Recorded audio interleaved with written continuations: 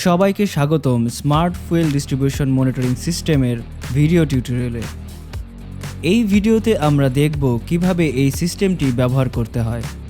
প্রথমে আমরা সঠিক ইমেইল এবং পাসওয়ার্ড দিয়ে সিস্টেমে লগ ইন করব। লগ ইন করার পর এটি আমাদের সরাসরি ড্যাশবোর্ডে নিয়ে যাবে।